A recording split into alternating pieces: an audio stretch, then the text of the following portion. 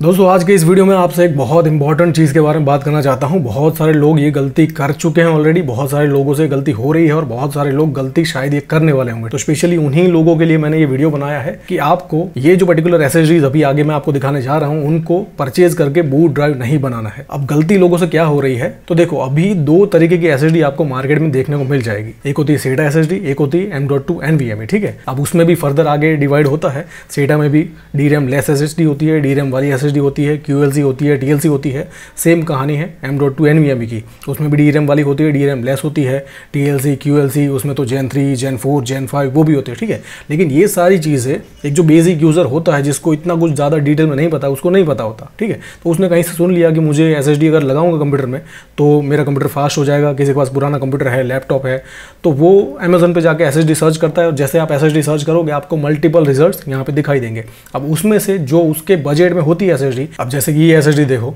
WD की SSD है, WD green. बहुत सारे लोग WD ब्रांड है, आपको पता ही होगा, ब्रांड वाइज परचेज करते हैं, तो WD एक रेप्यूटेड ब्रांड है।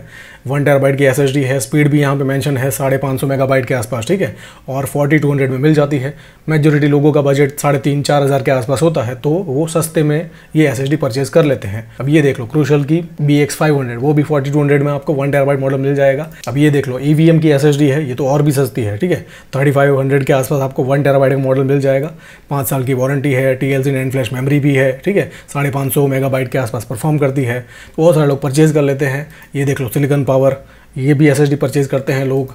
टीम ग्रुप की एसएसडी है, 4500 के आसपास आपको 1 TB की एसएसडी मिल जाती है। इसका TBW रेटिंग भी अच्छा खासा है, लेकिन फिर भी ये सारी की सारी एसएसडी जितनी भी अभी मैंने आपको दिखाई और भी बहुत सारी ऐसी एसएसडी है जो आपको परचेज नहीं करनी है, क्योंकि ये एक DRAM लेस सेटा एसएसडी है। ठीक है, जैसे मैंने अर्लियर आपको बताया कि दो तरीके की एसएसडी होती है। एक होती है DRAM वाली, फिजिकल DRAM चिप वाली एसएसडी होती है, और एक होती है बजट सेगमेंट की एसएसडी, DRAM लेस एसएसडी। तो बहुत सारे लोग सस्ते के चक्कर में ये एसएसडी परचेज कर लेते हैं और उसको फिर बूट ड्राइव बनाते हैं। अब बूट ड्राइव बनाने से मेरा मतलब है कि उसमें विंडोज़ का इंस्टॉलेशन करके उस पर ऑपरेटिंग सिस्टम इंस्टॉल करके उसको C ड्राइव बनाते हैं। ठीक है, तो बूट ड्राइव आपको नहीं बनाना है। अगर आप विंडोज़ के लिए एसएसडी परचेज कर रहे हो बूट ड्राइव बनाने के लिए, तो ये एसएसडी जितनी भी अभी मैंने आपको दिखाई है जो कि सेटा एसएसडी है और DRAM लेस एसएसडी है, तो इन एसएसडीज को आपको गलती से भी परचेज नहीं करना है। इसमें आपको इतना कोई खास परफॉर्मेंस मिलेगा नहीं। अब मैं ये नहीं कह रहा हूँ कि ये एसएसडी आप परचेज करोगे और उसमें विंडोज़ का इंस्टॉलेशन करोगे, बूट ड्राइव बनाओगे, तो विंडोज़ आपको मना करेगा कि Windows can't load on this drive. ठीक है, ऐसा कोई एरर नहीं आएगा, विंडोज़ इंस्टॉलेशन हो भी जाएगा और आपको परफॉर्मेंस भी मिलेगा। मैं ये भी नहीं कह रहा हूँ, सिक्वेंशियल परफॉर्मेंस की बात करें तो अच्छा खासा मिलेगा। अगर आप हार्ड ड्राइव से इस एसएसडी पे भी आते हो तो कंपेयर टू हार्ड ड्राइव इसमें आपको अच्छा खासा परफॉर्मेंस मिलेगा, लेकिन कंपेयर टू एक फिजिकल DRAM वाली एसएसडी से इसमें आपको परफॉर्मेंस बहुत पुअर मिलेगा। और मैं सिक्वेंशियल परफॉर्मेंस की बात नहीं कर रहा हूँ, मैं रैंडम परफॉर्मेंस की बात कर रहा हूँ, और मैं स्पेशली लेटेंसी की बात कर रहा हूँ। जो एसएसडी की रिस्पॉन्सिवनेस है, जो स्नैपीनेस है, जो स्पीड हम जिसे कहते हैं, डे टू डे लाइफ में आप इसे यूज़ करोगे तो कंप्यूटर आपको फास्ट परफॉर्म करता हुआ फील होगा। वो तभी फील होगा जब आप एक फिजिकल DRAM वाली सेटा एसएसडी परचेज करोगे। अगर हम NVMe की बात करें तो उसमें आप DRAM वाली लेते हो या बजट की वजह से DRAM लेस भी ले लेते हो, जो कि आपको सस्ती में मिल जाएगी, तो उसमें आपको इतना इशू नहीं आएगा क्योंकि वहाँ पे HMB का सपोर्ट होता है। लेकिन सेटा में ASCII जो प्रोटोकॉल है उसमें ऐसा कोई भी सपोर्ट या ऐसा कोई प्राविधान नहीं है कि अगर वो DRAM लेस सेटा एसएसडी है तो आपकी जो सिस्टम रैम है, जैसे HMB में होता है, ठीक है, आपकी सिस्टम रैम का यूज़ किया जाएगा। ठीक है, ऐसा कुछ नहीं होगा। तो ये एसएसडी जितनी भी मैंने आपको बताई DRAM लेस सेटा एसएसडी, इसको आपको परचेज नहीं करना है अगर आपको बूट ड्राइव बनानी है। ठीक है, अगर आपके मदरबोर्ड पे, कंप्यूटर पे, लैपटॉप पे M.2 NVMe का स्लॉट है तो अनडाउटेडली NVMe के साथ ही जाइए आप। ठीक है, लेकिन बहुत सारे कंप्यूटर में अभी भी ऐसे हैं लोग, क्योंकि पुराने कंप्यूटर है, पुराने लैपटॉप है, उनमें हार्ड ड्राइव पे चल रहे थे, अब उनको एसएसडी परचेज करनी है। ठीक है, तो वहाँ पे सिर्फ सेटा का ऑप्शन अवेलेबल है। अब सेटा में वो ये सारी चीज़ें पता नहीं होती, तो उसकी वजह से ये DRAM लेस सेटा एसएसडी लगा देते हैं। तो वहाँ पर आपको फिजिकल DRAM वाली सेटा एसएसडी लगानी है, ना कि DRAM लेस सस्ती सेटा एसएसडी। ठीक है ना, तो मैं आपको DRAM वाली सेटा एसएसडी भी रेकमेंड कर देता हूँ। सबसे बढ़िया ऑप्शन है अगर आपका बजट बिल्कुल लिमिटेड है, कम से कम बजट में एक अच्छी क्वालिटी की सेटा एसएसडी, DRAM वाली एसएसडी अगर आपको चाहिए।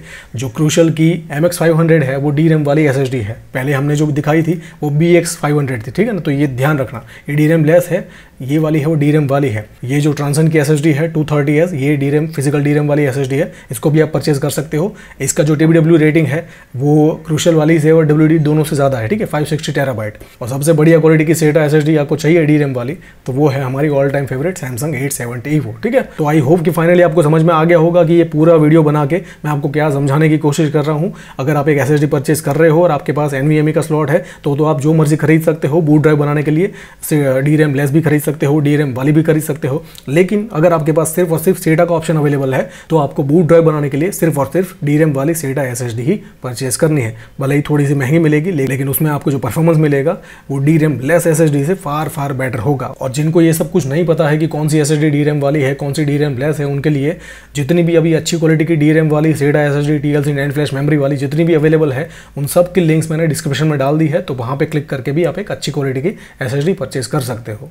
आई होप कि जो भी बताया, जो भी समझाया समझ में आ गया होगा, लेकिन फिर भी कोई इशू है तो पूछो, I definitely answer you. Thank you so much.